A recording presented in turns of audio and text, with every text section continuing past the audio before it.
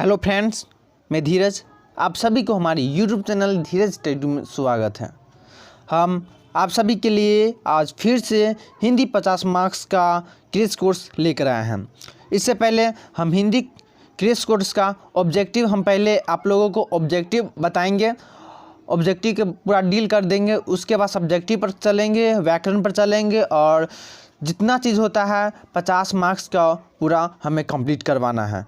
तो हम इससे पहले हिंदी का ऑब्जेक्टिव आपका रहीम का जीवन संदेश, भारत माता ग्रामवासिनी, हिमालय का संदेश, ये सभी करवा दिए हैं। और इस वीडियो हम क्रैश कोर्स का पद्य खंड का हम आपके लिए सुंदर का ध्यान कहीं सुंदर इसका लेकर आए हैं, जिसका लेखक है अर्थात राइटर है गोपाल सिंह नेपाली। ठीक है, और यह most important objective questions and answer है। ठीक है, जो 2020 एग्ज़ाम के लिए बहुत ही इम्पोर्टेंट है। और पूरा इसमें हम सुंदर का ध्यान कहीं सुंदर, आप ये वीडियो को देख लीजिए। उसके बाद जो हम करवाएंगे फिर से क्रैश कोर्स के माध्यम से हिंदी का, और उसमें टेस्ट भी लेंगे और वह आपके लिए बहुत ही इम्पोर्टेंट रहेगा। तो आप इसी में से जो क्वेश्चन सब आएगा, जितना करवा रहे इसी में से हम क्वेश्चन देंगे और देखेंगे आप कितना तैयारी किए हुए हैं। आप 2 साल का तैयारी वह आपको बस कुछ ही दिन का वेट कीजिए, उसके बाद पता ही चल जाएगा आप कितना पानी में है। ठीक है, और कितना तैयारी किए हैं। तो चलते हैं वीडियो पर। हम पहला प्रश्न बोला हिंदी का हमारा, क्या जो सुंदर का ध्यान कहीं सुंदर शीर्षक गीत के कवि है। सुंदर का ध्यान कहीं सुंदर शीर्षक गीत के कवि, तो अभी तुरंत बताएं कौन है। तो बताइए कौन है। तो ये क्या है, सुंदर का ध्यान कहीं सुंदर गोपाल सिंह नेपाली, ऑप्शन सी होगा। अगला प्रश्न चलते हैं। अगला प्रश्न दूसरा नंबर बोल रहा है, 2 नंबर प्रश्न बोल रहा है, क्या सुंदर का ध्यान कहीं सुंदर शीर्षक गीत में किसका वर्णन हुआ है। सुंदर का ध्यान कहीं सुंदर शीर्षक गीत में किसका वर्णन हुआ है। तो किसका वर्णन हुआ है, तो मानवीय सौंदर्य का और मानवीय भावना की श्रेष्ठता का, अर्थात ये दोनों, ऑप्शन सी होगा। ठीक है, ऑप्शन सी होगा। अगला नंबर प्रश्न में चलते हैं। अगला नंबर प्रश्न बोल रहा है हमारा, नेपाली जी को किस रूप में ख्याति प्राप्त है। नेपाली जी को किस रूप में ख्याति प्राप्त है। तो किस रूप में नेपाली जी को प्राप्त है, तो और नेपाली जी कवि के रूप में ख्याति प्राप्त है और गीतकार के रूप में नेपाली जी को ख्याति प्राप्त है। ठीक है, गोपाल सिंह नेपाली कवि है और गीतकार भी हैं। अगला नंबर प्रश्न में चलते हैं। अगला नंबर प्रश्न बोल रहा है, क्या गोपाल सिंह नेपाली जी का जन्म कब हुआ था। गोपाल सिंह नेपाली जी का जन्म कब हुआ था। तो गोपाल सिंह नेपाली का जन्म 1911 ईस्वी में हुआ था, अर्थात 11 अगस्त 1911 को। कहाँ हुआ था, तो बेतिया जिला के पश्चिमी चंपारण में हुआ था। ठीक है, याद रखिएगा, बहुत ही इम्पोर्टेंट है। देखिए हिंदी में आपको क्या पूछता है अधिकतर, हिंदी में सबसे ज़्यादा जन्म मृत्यु, कहाँ जन्म हुआ कहाँ मृत्यु, इसका मतलब कौन संग्रह है नहीं, यही सब पूछता है हिंदी में। ठीक है, तो अगला प्रश्न बोल रहा है, मानव के मुख पर झीना परिधान है। और यह बहुत इंपॉर्टेंट है, चूँकि गोपाल सिंह नेपाली से सब हर एक बार 1 से 2 नंबर का पूछ ही देता है।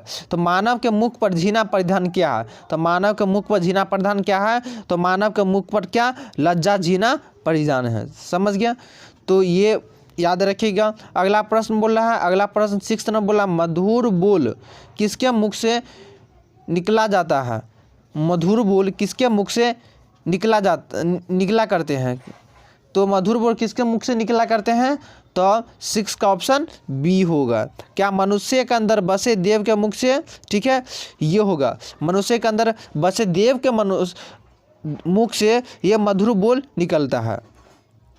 अगला प्रश्न बोल रहा है, अगला प्रश्न में बोल रहा है, नेपाली जी का जन्म कहाँ हुआ था। तो नेपाली जी का जन्म कहाँ हुआ था, अभी तुरंत बताया कहाँ हुआ था। तो बेतिया जिला के पश्चिमी चंपारण में। तो बेतिया जिला, ठीक है, बेतिया जिला के पश्चिमी चंपारण में गोपाल सिंह नेपाली का जन्म 11 अगस्त 1911 को हुआ था। अगला प्रश्न बोल रहा है, अगला नंबर बोल रहा है, क्या किस देव को कवि मधुर बोलने वाला मान्यता है। किस देव को कवि मधुर बोलने वाला मानता है। किस देव को कवि मधुर बोलने वाला मानता है, तो किसको, तो मानव मन के देव को और देवालों के देवों को, ये दोनों को क्या कवि मधुर बोलने वाला मानता है। मानव मन के देव को और देवालों के देवों को मानता है। ठीक है, तो ऑप्शन सी होगा, अर्थात दोनों होगा। सॉरी, इसमें ऑप्शन ए ही होगा। अगला प्रश्न में बताएं क्या, मानव मन को, ठीक है, मनुष्य के अंदर बसे देव के मुख को बोलता है। तो यहाँ वही प्रश्न है, देखिए पलट के बोला गया है। तो किस देव को कवि मधुर बोलने वाला मानता है, तो ये मानव मन के देव को मधुर बोलने वाला मानता है, ठीक है। तो ऑप्शन ए ही होगा, ठीक है, याद रखिएगा, बहुत ही इंपॉर्टेंट है। पलट पलट के पूछ देता है, कहाँ से क्या घुमाता है ये आपको पता नहीं है, ठीक है। तो यही चीज़ हम आपको एक ही प्रश्न को 2 बार 3 बार लेके लेकिन घुमा के हम दिए हुए हैं ताकि आपको भी माइंड में समझ में आवे, ठीक है। तो आप लोग छोड़िएगा नहीं, सब पूरा सभी प्रश्न को देखिए, कम से कम एक बार देख लीजिएगा ना, तो एग्जाम टाइम में यदि प्रश्न आएगा तो आप माइंड से वहाँ सोच समझ कर दे सकते हैं, ठीक है। लेकिन जब भी आप वीडियो देखने के लिए बैठते हैं तो कॉपी किताब लेकर बैठिए। हम अगला नंबर प्रश्न पर आ गया। अगला नंबर प्रश्न बोल रहा है 9 नंबर, उसमें क्या बोल रहा है, क्या संसार में रहने वाले मानव की तुलना कवि ने की है। तो संसार में रहने वाले मानव की तुलना, तो जल राशि से, जलयान से, या दोनों से, या इनमें से कोई नहीं। तो ऑप्शन क्या होगा, बी होगा। ऑप्शन बी होगा, जलयान से कवि गोपाल सिंह नेपाली ने संसार में रहने वाले मनुष्य की तुलना की है, ठीक है। तो जलयान से। अगला ना प्रश्न बोल रहा है, चूँकि ये गोपाल सिंह नेपाली का जो सुंदर का ध्यान कहीं सुंदर, ये पढ़िएगा, बड़ी रोमांचिक कविता है, ठीक है। तो ये बहुत बढ़िया है और आपको पढ़ने में भी बहुत मज़ा आएगा। यदि आप इसका चाहते हैं हम अलग से पढ़ना, अलग से पढ़ाएं, तो हमें कमेंट करके बताइए, तो हम उसको भी पढ़ाएंगे, ठीक है। कम समय में बेहतर तैयारी करवाएंगे। अगला प्रश्न बोल रहा है, देवता किसके प्रति मौन है। देवता किसके प्रति मौन है। तो देवता किसके प्रति मौन है, तो ये मानव की भावनाओं के प्रति देवता मौन है, मानव के भावनाओं की प्रति, ठीक है। अगला प्रश्न बोल रहा है, नेपाली जी कि इनमें से कौन सी कृति है। तो नेपाली यशोधरा, पंचवटी, पंचमी, या इनमें से कोई नहीं। तो क्या होगा इसमें, 11 का नेपाली जी के इनमें कौन सी कृति है। तो कौन सी कृति है, तो ये पंचमी, ये पंचमी नेपाली जी की है, बाकी पंचवती ये यशोधरा दूसरे लेखक का है, ठीक है। अगला नाम प्रश्न बोल रहा है, देवता की निष्ठुर सुंदरता को क्या सुंदर है। देवता की निष्ठुर सुंदरता से क्या सुंदर है, ये पंक्ति है और इसका क्या अर्थ होता है। तो इसमें क्या होगा, ऑप्शन 12 का ऑप्शन सी होगा, मनुष्य के अंतर के आरमा को। आरमा मतलब क्या होता है, दिल, ठीक है। आरमा आपके क्या अरमान रखे हुए, क्या सजाए हुए हैं, मतलब मनुष्य के अंदर के अरमा को देवता की निष्ठुर सुंदरता से सुंदर बताया, ठीक है। अगला ना प्रश्न बोला, पंक्षी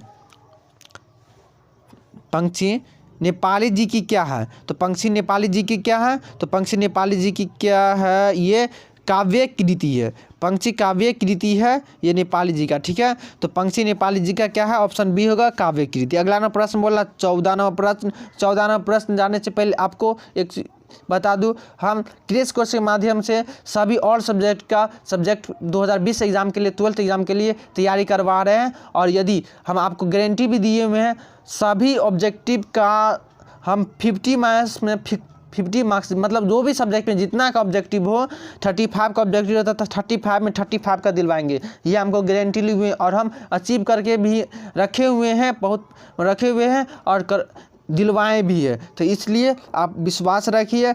एक फ्रेंड्स पूछ रहे थे, जो हम दूसरे सब्जेक्ट का पढ़ाए थे, तो उसमें सर ये गेस मॉडल पेपर में क्या किए थे, वह मॉडल पेपर में गलत प्रश्न याद कर लिए थे, लेकिन वह कमेंट करके बताए थे सर ये गलत है, लेकिन गलत है। और वह व्हाट्सएप ग्रुप में भी प्रश्न को उठाए हुए थे, पर ऐसा नहीं गलत है। तो देखिए मॉडल पेपर और गेस पेपर में अभी का देखिएगा तो 80% प्रश्न का उत्तर गलत रहता है। तो मॉडल सेट पर ज़्यादा विश्वास नहीं कीजिए, आप जो पढ़े हैं उस पर ध्यान दीजिए, ठीक है। और हम अपने चैनल पर सबका रिसर्च करके, स्टडी करके हम आपको पढ़ा रहे हैं, ठीक है। तो बिलीव रखिए, विश्वास रखिए और पढ़िए, ठीक है। तो ये हम आपसे कहना चाहूँगा। और दूसरी बात की सभी सब्जेक्ट जो पढ़ाए हैं क्रैश कोर्स के माध्यम से और पहले भी पढ़ा चुके हैं, सभी का डिस्क्रिप्शन बॉक्स में क्या है, इसका लिंक है, आप वहाँ से देख सकते हैं। यदि हमारे व्हाट्सएप ग्रुप में ज्वाइन होना चाहते हैं तो ज्वाइन हो जाइए, और वहाँ से अच्छे से वहाँ से भी तैयारी कर सकते हैं।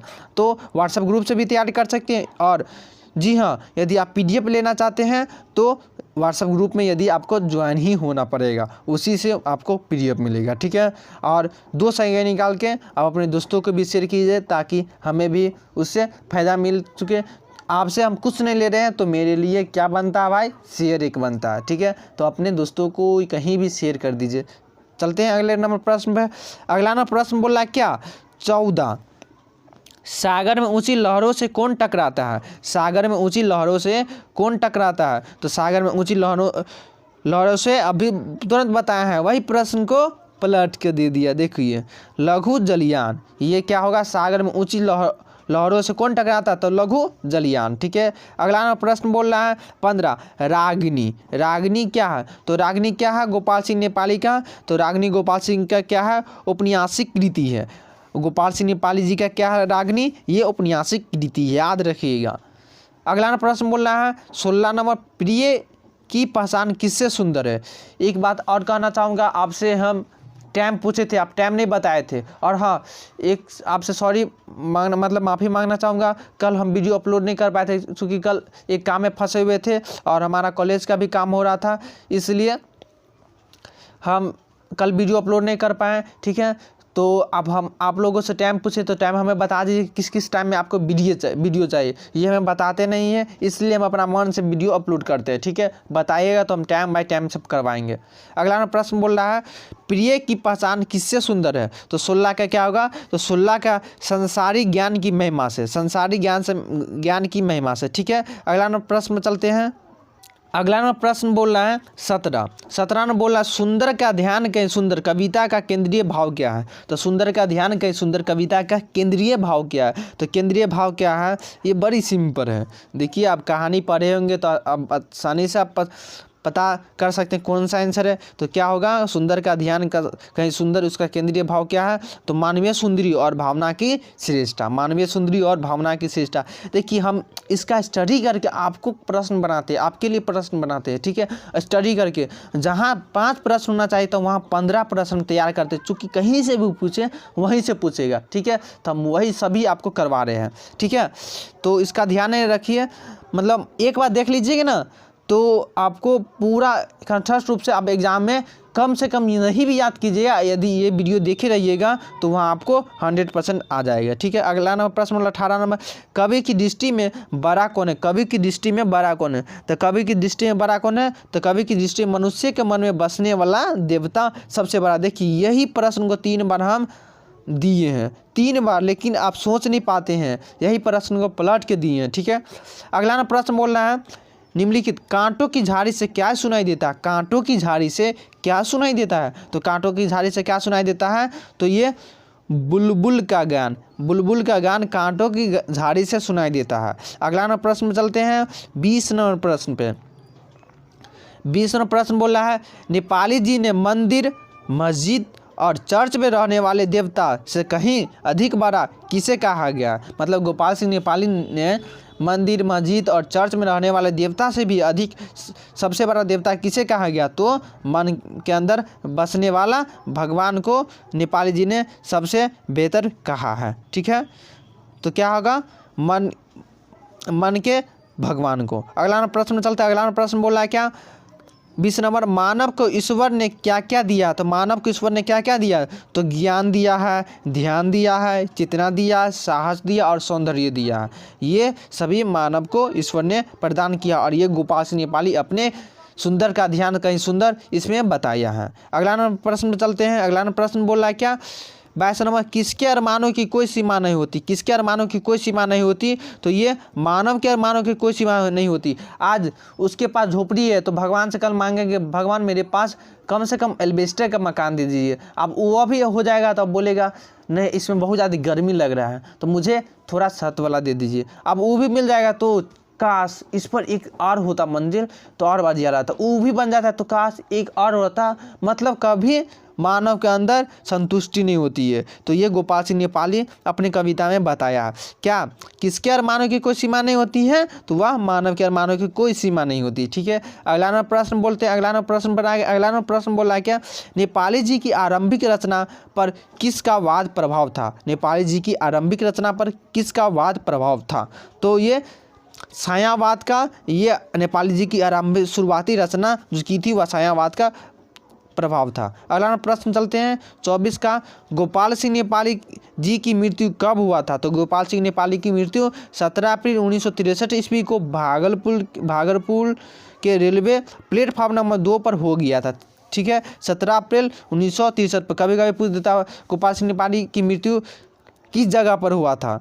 तो कहाँ? भागलपुर के रेलवे प्लेटफॉर्म नंबर 2 पर। ठीक है, अगला नंबर प्रश्न चलते हैं। अगला नंबर बस इतना ही, 24 ही प्रश्न है। 24 को ही आपको कम से कम 1 से 2 बार देख ही लीजिए और कॉपी में आप नोट कर लेते हैं तो बहुत बेहतर होगा। ठीक है, तो यही आपसे कहना चाहूँगा। एक PDF बनाने के लिए मैं 3 से 4 घंटा इसमें लग गए हैं, तो मेरे लिए बस 2 सेकंड निकाल के अपने दोस्तों को शेयर कीजिए या कहीं भी शेयर कीजिए। और जो फ्रेंड्स चैनल पर न्यू है चैनल को सब्सक्राइब भी कर लीजिए, और जो सब्सक्राइब किए हुए हैं उसके लिए उसको धन्यवाद। Thanks for watching.